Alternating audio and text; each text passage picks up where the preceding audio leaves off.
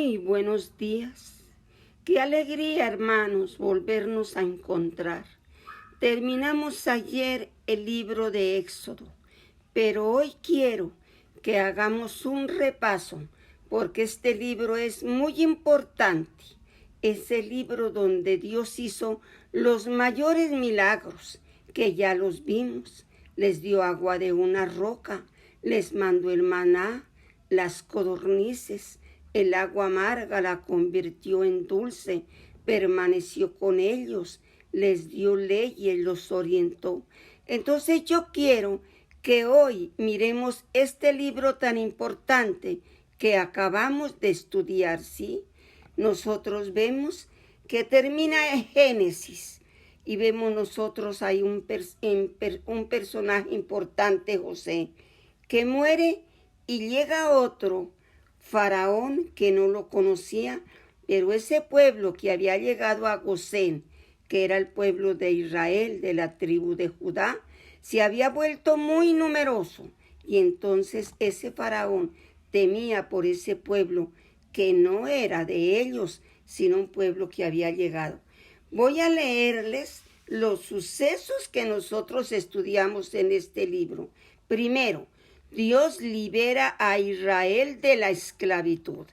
Eso lo encontramos del versículo 1 al versículo 13. Dios libera a Israel de la esclavitud. Entonces, cuando nació Moisés, los israelitas eran esclavos, pero Dios escuchó su gemido en Egipto. Esa opresión que tenía la familia de Jacob y que ellos estaban allá en Egipto, entonces nosotros vemos que vivían en la tierra de Gosén, ¿sí? Cerca del norte del río Nilo junto al mar Mediterráneo. Era buen lugar donde ellos estaban porque les habían escogido la mejor parte, ¿sí? El nuevo faraón que llegó al poder no recordaba ni sabía nada de José, pero le dio miedo de este pueblo numeroso. Dios hace la preparación de Moisés. Vemos en Éxodo del 2 al 4. Los días de la historia eran oscuras cuando Moisés nació, pero Dios tenía un plan para ayudar a su pueblo. La hija de Faraón tomó a Moisés como a su propio hijo. Ella le procuró la mejor educación egipcia. Moisés fue enseñado en toda la sabiduría de los egipcios. Cuando tenía Moisés 40 años, entró a ayudar a su pueblo, a su propio modo, pero fracasó. Nosotros sabemos que mató a un egipcio y que fue descubierto y que le tocó que salir corriendo y se fue para Madián, donde había un sacerdote. Se casó allí con una hija de él, Séfora, ¿sí? Que era la hija de Jetro. Y ella ya tuvo 2 hijos, ¿sí? Entonces, imaginémonos lo que Moisés recibió haber sentido cuando Dios lo llamó, que nosotros vemos que se le presentó en una zarza que ardía y no se consumía. La contienda, ahí entonces Dios le pide a Moisés que venga a libertad a su pueblo. Ya sabemos todo lo que Moisés decía que no podía y para aquí nosotros ya lo estudiamos. Entonces, de todas maneras, ya viene Moisés con Aarón, su hermano que era el que iba a hablar, y viene la contienda entre Dios y Faraón. Eso está en Éxodo 5, capítulo 5 al capítulo 11. Pasó 40 años. Primero vemos que Moisés pasó 40 años en el palacio, 40 años en el desierto de Sinaí. Luego viene el Señor y lo manda a que venga a sacar a su pueblo, que dura otros 40 años, ¿sí? Faraón se negó que saliera el pueblo y ¿qué le tocó hacer el Señor? Mandar 10 plagas, pero dice que el corazón del faraón se endurecía. Voy a leerle las 10 plagas para que lo recordemos. La primera, la plaga de sangre, la segunda de ranas, la tercera de piojos, la cuarta de moscas, la 5 de ganado, la 6 las úlceras, la 7 el granizo, 8 las langostas, 9 las tinieblas y la 10ª que fue la muerte de todos los primogénitos, de hombres como de mujeres. nosotros vemos aquí en este momento que entonces su pueblo ya le da la orden de que ellos maten un cordero, y ya sabemos cómo era la orden, que si la familia era pequeña, entonces la compartiera con otro, pero que no debía de sobrar nada. Ellos a la salida de Egipto, al quedar libres, ellos celebran la Pascua, la primera Pascua, porque Dios se lo ordena. Y entonces pintan ellos el dintel de la puerta de sangre, que vimos eso, que es muy importante, la sangre de Cristo, que no deja entrar al exterminador ni nada de eso. Vemos entonces que el pueblo de Dios empieza a salir. Ahí viene la palabra Pascua, que ustedes no deben de olvidarla, la primera Pascua, sí, porque Jesús murió por nosotros, Jesús es nuestra Pascua. Bueno, vamos a ver la parte segunda del bosquejo que tenemos, es de Egipto a Sinaí. Ahí vemos la liberación por Dios, el camino al monte Sinaí. Ese de Egipto a Sinaí lo estudiamos del versículo 13 al versículo 18, ¿sí? Entonces había otro camino más corto, pero nosotros sabemos que Dios no lo llevó por ahí, porque había una raza que se podía enfrentar con ellos, que eran guerreros, los filisteos. Los trajo el Señor. El Señor sabía que Faraón lo seguiría y él lo juzgaría. Los israelitas pasaron por el Mar Rojo en seco, pero Dios hizo regresar las aguas sobre el ejército de Faraón. Los israelitas vieron a los egipcios muertos sobre la costa. Entonces Dios los llevó al monte Sinaí. Un gran número de milagros le siguieron al primero que fue salir de Egipto. Dios protegió y cuidó del pueblo con su gran poder. Los guió con una columna de nube durante el día y una columna de fuego en la noche, que lo vimos en Éxodo 13:21.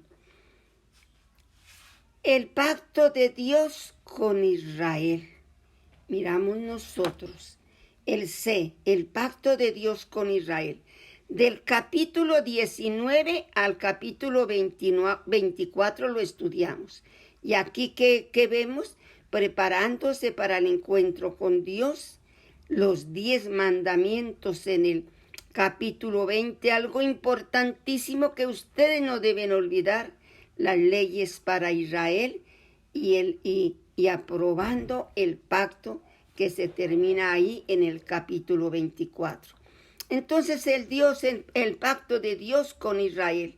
La religión de Israel era una religión revelada.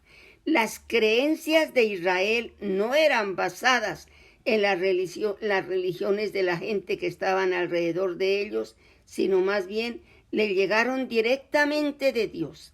Las prácticas religiosas de Israel eran a veces parecidas a las de otras naciones, pero había grandes diferencias. Dios les dijo a los israelitas exactamente cómo tenían que adorarle a Él, el único Dios verdadero. También les dijo cómo ellos podían recibir perdón de pecados. Miramos nosotros lo que le pasó al pueblo cuando hicieron el murraco de oro, llamémoslo así, y entonces lo que hizo Moisés.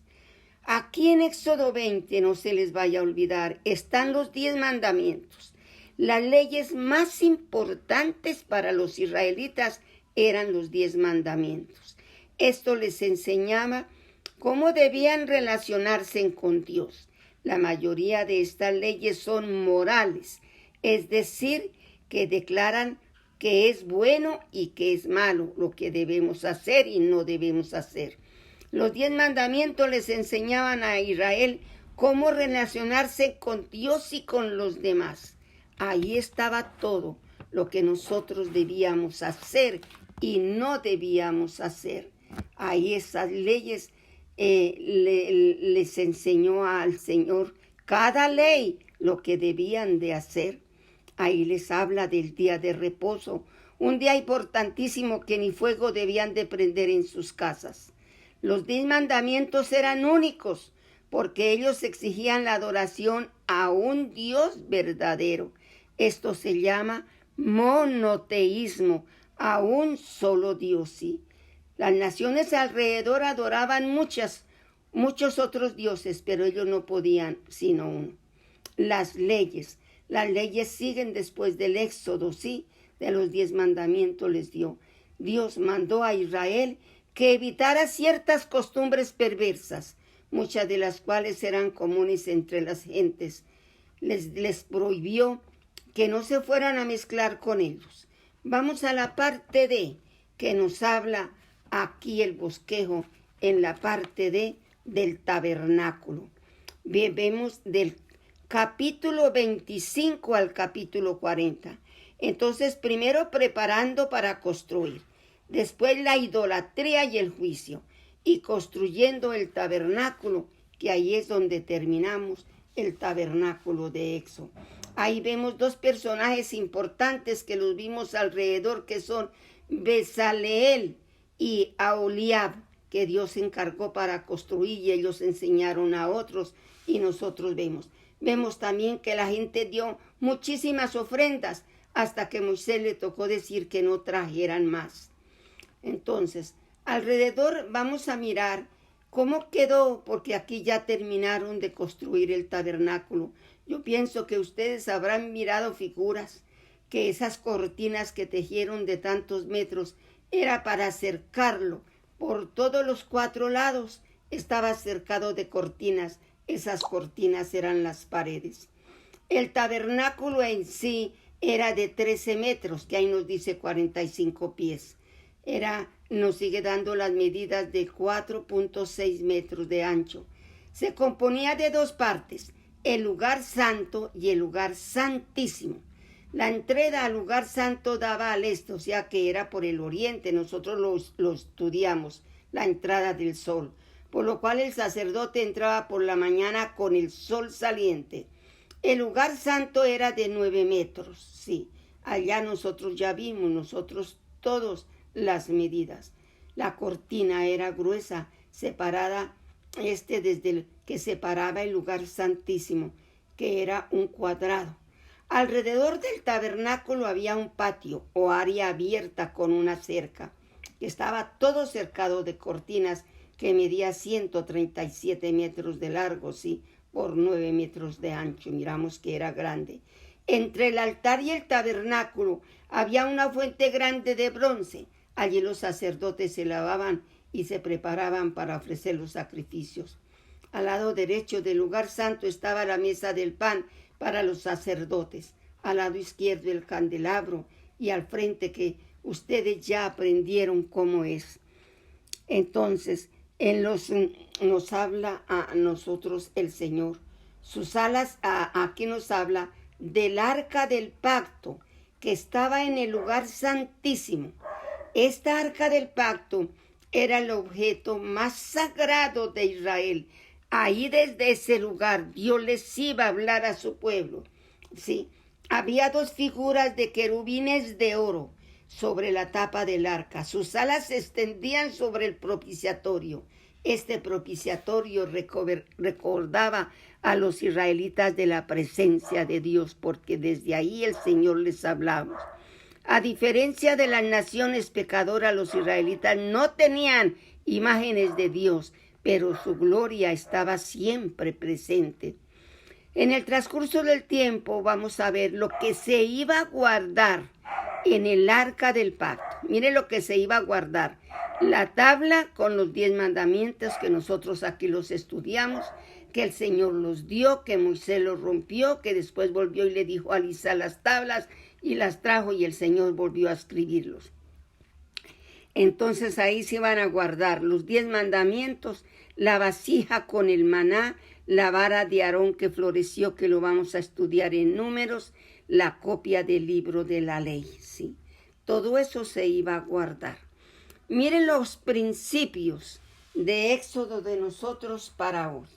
Yo quiero recargarles que los 10 mandamientos, el sistema legislativo de Dios, que consta de 3 partes.